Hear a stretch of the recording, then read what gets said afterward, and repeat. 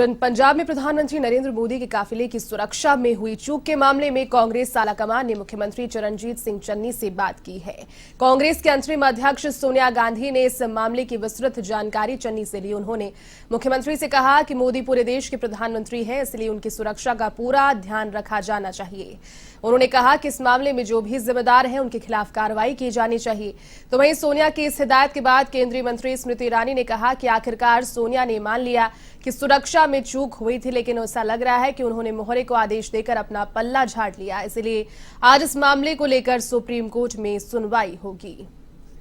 तो प्रधानमंत्री नरेंद्र मोदी की सुरक्षा में हुई चूक से जुड़ा मामला पूरे देश में इस वक्त इस मुद्दे को लेकर सियासत गरमाई हुई है। और इसी बीच कांग्रेस के अंतरिम अध्यक्ष सोनिया गांधी ने पंजाब के मुख्यमंत्री चरणजीत सिंह चन्नी से जानकारी इस मामले में ली। कड़े शब्दों में उन्हें कहा कि जो भी जिम्मेदार इस वाकये से जुड़े हुए हैं उन पर कार्रवाई होनी चाहिए, क्योंकि प्रधानमंत्री नरेंद्र मोदी किसी एक पार्टी विशेष के नहीं, किसी समुदाय विशेष के नहीं, बल्कि पूरे देश के प्रधानमंत्री हैं और उनकी सुरक्षा सभी का एक कर्तव्य और दायित्व होना चाहिए जब वो किसी राज्य में जा रहे हैं। साथ ही साथ उन्होंने ये भी साफ कर दिया कि कार्रवाई उन सभी पर होगी जो अगर इस मामले में जिम्मेदार पाए जाते हैं। लेकिन अब उनके इस बयान के बाद और बातचीत के बाद में फिर से सियासत गरमाई हुई है। लगातार केंद्र सरकार की ओर से जो हमलावर है प्रवक्ता अपनी प्रेस कॉन्फ्रेंस के माध्यम से या बयानों के माध्यम से, सोशल मीडिया के माध्यम से हमले कर रहे हैं और कह रहे हैं कि प्रधानमंत्री नरेंद्र मोदी की अगर सुरक्षा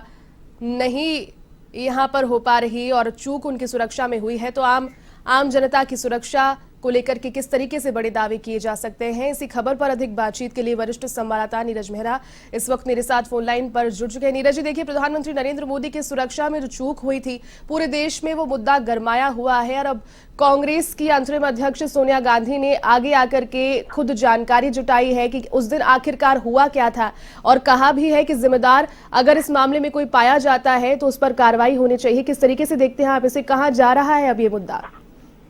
देखिए, देश के प्रधानमंत्री हैं और उनकी सुरक्षा में चूक होना बड़ा ही गंभीर विषय है और इस मामले को लेकर सियासत तो जहां गरमाई रही है, इसके साथ साथ सुप्रीम कोर्ट भी इस मामले में कूद गया है। सुप्रीम कोर्ट ने इस मामले में बड़ी जो पहल की है और चीफ जस्टिस रमन्ना के जो बेंच है उसमें 3 जज इस मामले की सुनवाई करेंगे जी। तो वहां पर इस मामले का पूरा पता लग सकेगा कि आखिरकार कहाँ पर चूक हुई है। इसके साथ ही कांग्रेस पार्टी की जो अंतरिम अध्यक्ष सोनिया गांधी ने उस मामले में भी पंजाब के मुख्यमंत्री को लताड़ लगाई है, फटकार लगाई है और कहा कि इस मामले में जहां भी चूक हुई है, जिस भी स्तर पर चूक हुई है, जो भी इस मामले के दोषी उनके खिलाफ एक्शन होना चाहिए, क्योंकि ये देश के प्रधानमंत्री की सुरक्षा का मामला है। इस विषय पर किसी तरह की राजनीति नहीं होनी चाहिए। तो इससे साफ जाहिर है कि अगर कहीं चूक हुई है तो उसमें जो भी लोग दोषी है, चाहे स्थानीय पुलिस दोषी हो या कोई और दोषी हो, उनके खिलाफ एक्शन होना चाहिए।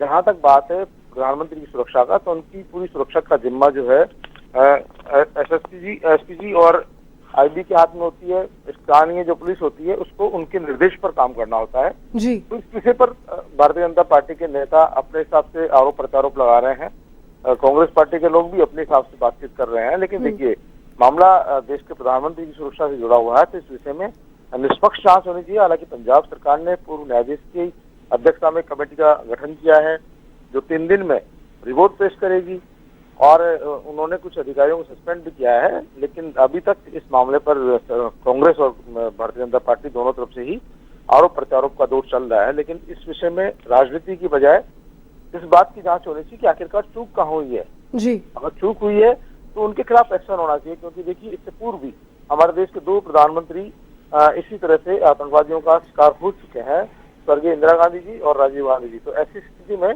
प्रधानमंत्री नरेंद्र मोदी की सुरक्षा में चूक होना भी बड़ा गंभीर माना जा रहा है।